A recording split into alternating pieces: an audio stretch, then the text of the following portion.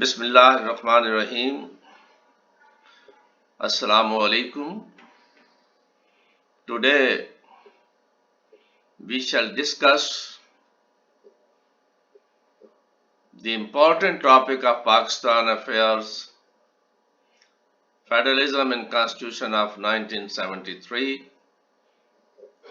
This series is comprised by 3 lectures, and this is the first lecture of this series, Federal Structure in Constitution of 1973. So there are 3 aspects of this which are discussed in this lecture: the Republic and territories, distribution of powers or intergovernmental relations, and second, Bicameral Legislature, which also indicate the intergovernmental relations in the federal structure. So, before discussing these aspects, we shall see what was the reason to adopt the federal structure of Pakistan. Apparently, there are 3 reasons. First, historical facts. Second, recognition of the fact that the Pakistan is a land of heterogeneous people. Third,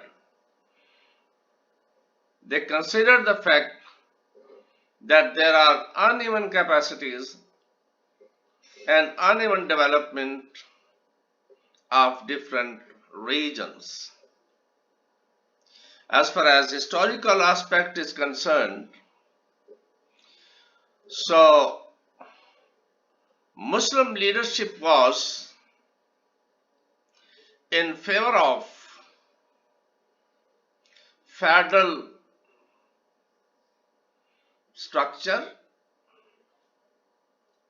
provinces having autonomous status.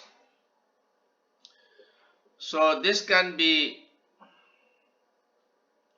seen in the Decentralization Commission 1906. This also indicated in the Lucknow Pact, Qaid-e-Azam 14 points, and 1935 Act. By considering this historical fact, the leadership of Pakistan adopted the federal structure for Pakistan. Second, the leadership recognized the fact that Pakistan is a land of heterogeneous people cemented by an ideology. However, multidimensional pluralism of the society is a reality which must be addressed. Third, the leadership considered the fact that there are uneven capacities and uneven developments of different regions. Consequently, they incorporated the federal structure in Interim Constitution 1947, Constitution of 1956, and Constitution of 1973. So, as I said earlier, territories of Republic, Article 1,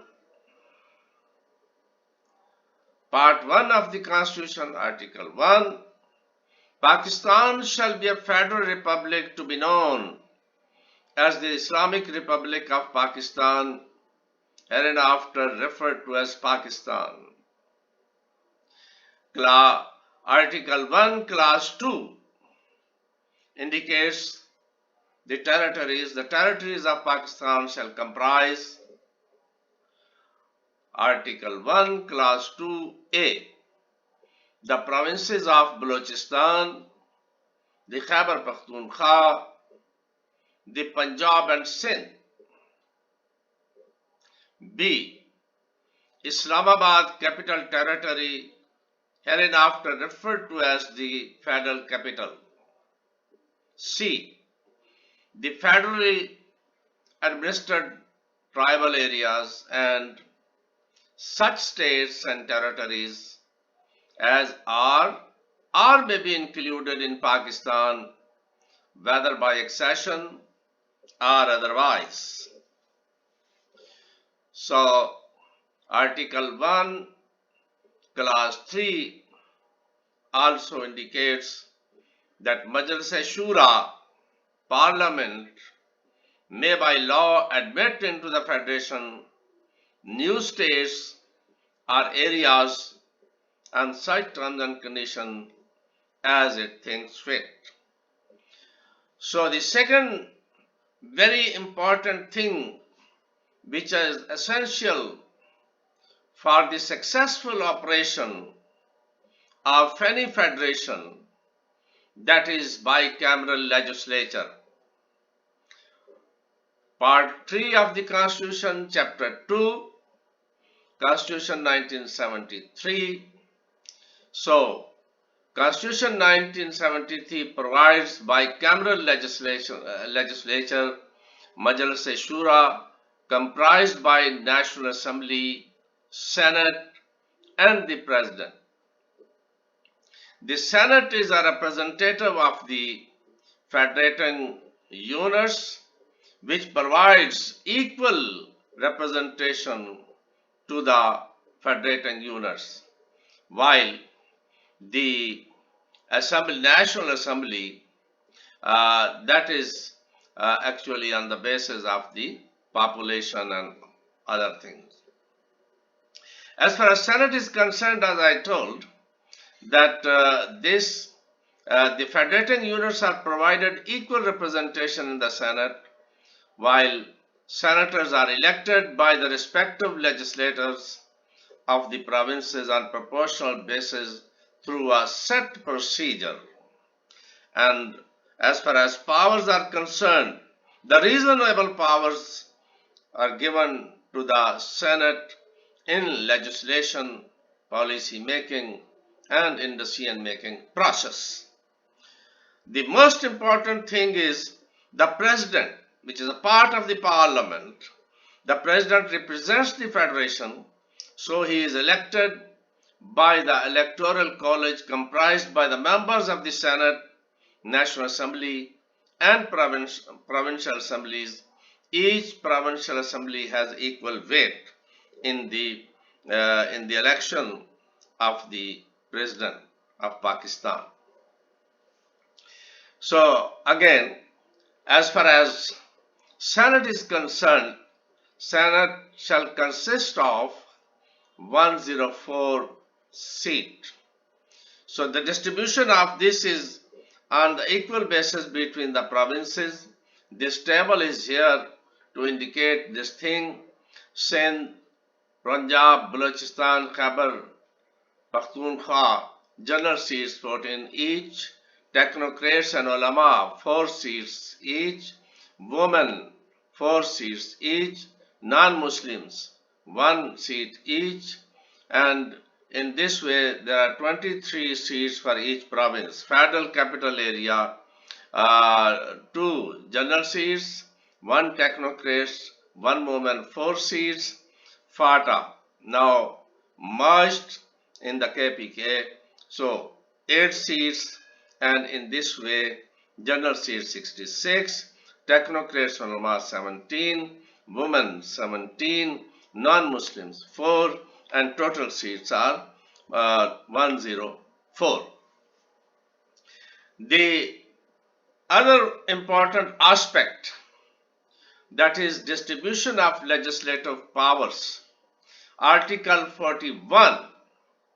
Article 41, extent of federal and provincial laws. Subject to the Constitution, Majlis-e-Shura, Parliament may make laws, including laws having extraterritorial operations for whole or any part of Pakistan, and a provincial assembly may make laws for the provinces or any part thereof. Federal and concurrent list is available in the Schedule 5th, Part 1. 142 also define the limits and powers of the Federation, of the federal and provincial legislatures. So, extent of federal provincial laws subject to the Constitution. 142A. Majlis-e-Shura Parliament shall have exclusive powers to make laws with respect to any matter in the federal legislative list. B. Majlis-e-Shura Parliament and the Provincial Assembly shall have power to make laws with respect to criminal laws, criminal procedure and evidences. Subject to paragraph B, a Provincial Assembly shall and Majlis-e-Shura Parliament shall not have power to make laws with respect to any matter not enumerated in the federal legislative list. And D. Majlis-e-Shura Parliament shall have exclusive powers to make laws with respect to all matters pertaining to such areas in the Federation as are not included in the provinces. According to this, we can say there is a jury powers were given to the provinces in Constitution of 1973. Again, Article 145, Article 146, Article 147, Article 148, Article 149, 150, 151 and 52. They also define the powers of the President, powers of the President to direct the governors and obligations and powers of the provinces and the federations. So 144, this is very important. Power of Majlis-e-Shura Parliament to legislate for one or more provinces by consent. So this power is with the Majlis-e-Shura, with the consent of the provinces, they can legislate. So these are administrative, legislative, and other powers which are distributed between provinces and federal government. So one thing is very important which must be in mind, that during emergency, these powers are, you can say the provinces' powers are squeezed, because during emergency, the federal government has more powers to intervene in the provinces' affairs. So this is the structure, distribution of powers, and bicameral legislature are intergovernmental relations according to the Constitution of 1973. Thank you very much. So in for details, you can see the lecture 2 and lecture 3 of this series. Thank you very much.